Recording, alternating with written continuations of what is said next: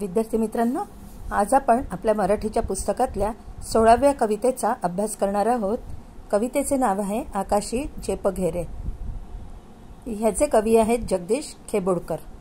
प्रसिद्ध कवी, साहित्यिक, गीतकार, पटकथा, संवाद, लघुकथा, नाटक, दूरदर्शन मालिका यासाठी त्यांनी साहित्य निर्मिती केली आहे। साधे सोपे परंतु अर्थगर्भ व नादमय शब्द ही त्यांच्या गीतांची वैशिष्ट्ये होत। महाराष्ट्र शासनाच्या वतीने त्यांना 11 वेळा सन्मानित करण्यात आले आहे। त्याशिवाय गदिमा पुरस्कार, कुसुमाग्रज साहित्य पुरस्कार, जीवन गौरव पुरस्कार अशा अनेक पुरस्कारांनी त्यांचा गौरव करण्यात आला आहे। मराठी चित्रपट सृष्टीसाठी त्यांनी मोठ्या प्रमाणावर गीतांचे लेखन केले आहे। कवीने सुरक्षिततेचे, परावलंबित्वाचे कवच काढून स्वकष्टाने जगण्याचे महत्त्व अधोरेखित केले आहे। आपल्या क्षमतांवर, सामर्थ्यावर विश्वास ठेवावा। कवी पाखराच्या प्रतीकातून माणसाला स्वसामर्थ्याची जाणीव करून देतात। प्रस्तुत कवितेतून कवी परावलंबित्वाचे कवच फोडून स्वसामर्थ्यावर ध्येयाची उंच शिखरे पादाक्रांत करा, असा उत्तम यश मिळवून त्याचा निखाळ आनंद घ्या असा संदेश देतात।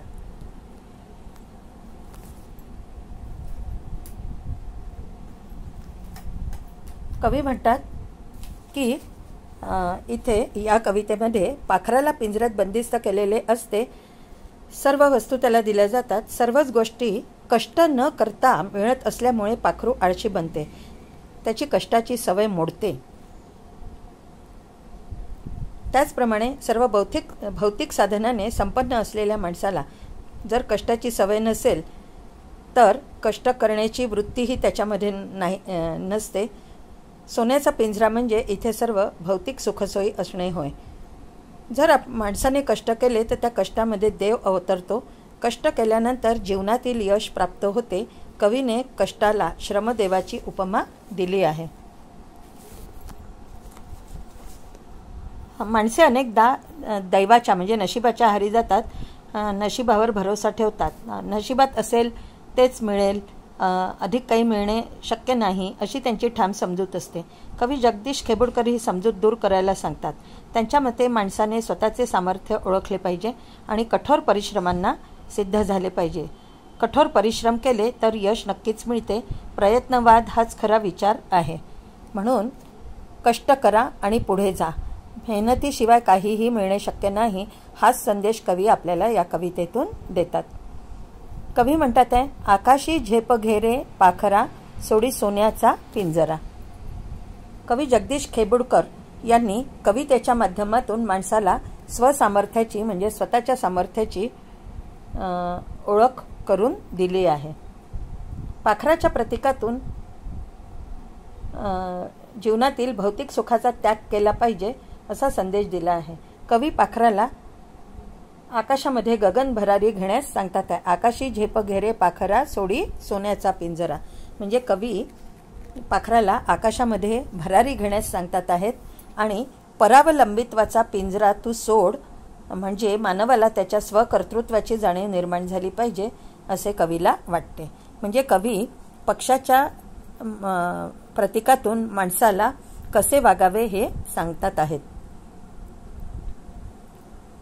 कवी पाखराला सांगतात आहे की तू सोन्याचा पिंजरा सोड आणि आकाशात झेप घे, स्वसामर्थ्याने तू उडायला शिक असं कवी पाखराला सांगतात आहेत। याचप्रमाणे मानवाला त्याच्या स्वकर्तृत्वाची जाणीव झाली पाहिजे, म्हणजे माणसाने सुद्धा सगळ्या गोष्टी स्वतःच्या भरोशावर केल्या पाहिजे असे इथे कवीला वाटतं आहे। तुझ भवती वैभव माया, फळ रसाळ मिळते खाया, सुख लोलूप झाली काया, हा कुठवर वेड्या घेसी आसरा।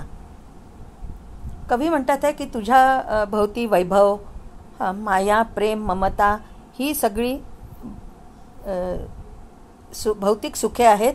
या भौतिक सुखात तू गुरफटलेला आहेस आणि तुला रसाळ फळे खायला मिळतात, पण ते तुझ्या कष्टाचे नाही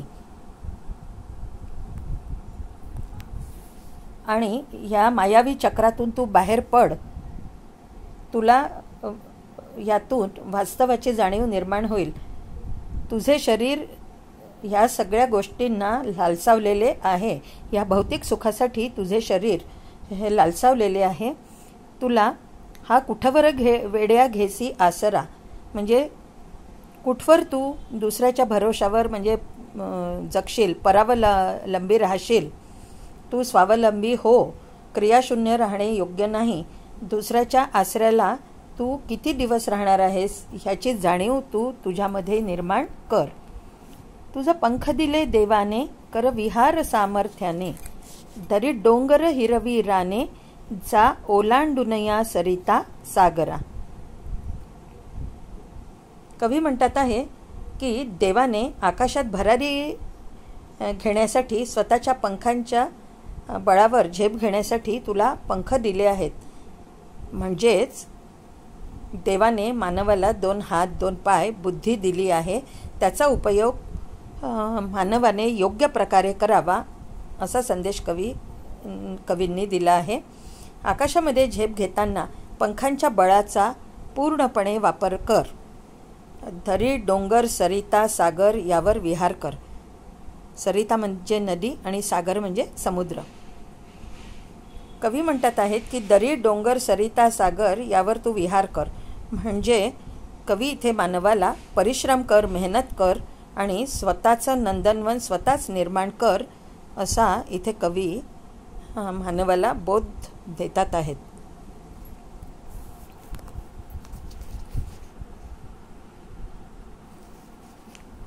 कष्टाविण फळ ना मिळते, तुझं कळते परिना वळते. हृदयात व्यथा ही जळते, का जीव बिचारा होई बावरा. व्यथा म्हणजे दुःख. कवी म्हणतात आहेत की कष्ट केल्याशिवाय फलप्राप्ती होणार नाही. तुला हे सर्व समजते पण वळत नाही. म्हणजेच मनाची तयारी तुला केली पाहिजे. हृदयामध्ये दुःख जळते, त्यामुळे जीवनात गोंधळ उडत राहतो. कवी म्हणतात आहे की कष्ट केल्याशिवाय फळ मिळत नाही. आयते कोणतेही सुख मिळत नाही. त्यासाठी अपार मेहनत करावी लागते. हे तुला समजते पण तू आपल्या कृतीमध्ये, आचरणामध्ये, वागणुकीमध्ये ते आणत नाही. त्यामुळे तुझे मनातले दुःख मनातल्या मनात जळत राहते, धुमसत राहते. स्वातंत्र्याची ओढ तर आहे पण त्याची पूर्तता होत नाही. त्यामुळे तुझा जीव कासावीस होतो, कावराबावरा होतो. घामातून मोती फुलले, श्रमदेव घरी अवतरले. घर प्रसन्नतेने नटले, हा योग जीवनी आला साजिरा. कवी म्हणतात आहे की कष्ट केल्यानंतर यशप्राप्ती निश्चितच होते. कर्मातून ईश्वर प्राप्ती होते. कष्टातून यशप्राप्ती झाल्यावर घरातील वातावरण हे प्रसन्नतेने नटते. हा योग तुझ्या जीवनात आला आहे. घाम गळला की शेतात मोती पिकतात, पिके बहरतात. हा श्रमरूपी ईश्वराचा चमत्कार आहे. कष्ट करून घरात येणारे धान्य म्हणजे श्रमदेवाचे घरात होणारे आगमन आहे. त्यावेळी घरात समृद्धी आणि प्रसन्नता येते. कष्ट केल्याने असा सुखाचा गोड सुंदर प्रसंग आयुष्यात येतो हे जाणून घे आणि स्वातंत्र्याचे मोल जाण, स्वातंत्र्याची किंमत जाण असा संदेश कवी इथे माणसाला देतात आहेत. जीवन जगत असताना माणसाला अनेक अडचणींना तोंड द्यावे लागते. समस्यांचा सामना करता करता माणूस कधी हतबल होतो आणि मग तो देवावर विश्वास ठेवू लागतो, नशिबाला दोष देतो. पण हे असे वागणे अगदी नकारात्मक आहे. आणि कवी म्हणतात की मोह, माया, पैसा, संपत्ती यांच्या लोभात माणूस गुरफटला की त्याची फसगत होते. तात्पुरते हे फळ त्याला रसाळ वाटते पण ते सुख नाशिवंत असते. हे सुख फार काळ टिकत नाही. या सुखाला शरीर चटावते. म्हणून कवी माणसाला जागृत हो आणि या लौकिक सुखाचा आश्रय घेऊ नको. हा सोन्याचा पिंजरा सोडून तू भरारी घे असं कवी माणसाला इथे संदेश देतात आहे. आणि कवी सुखाला लालचावलेल्या माणसांना इथे मौलिक संदेश देतात आहेत. वैभव, सत्ता, संपत्ती यामध्ये अडकलेल्या माणसाची प्रगती खुंटते, त्याच्या जीवनाची प्रगती होत नाही आणि त्यामुळे हा सोन्याचा पिंजरा सोडून ध्येयाच्या मोकळ्या आणि उंच आकाशात तू झेप घे, अशा प्रकारची आत्मिक शिकवण कवी या कवितेतून माणसाला देतात आहेत.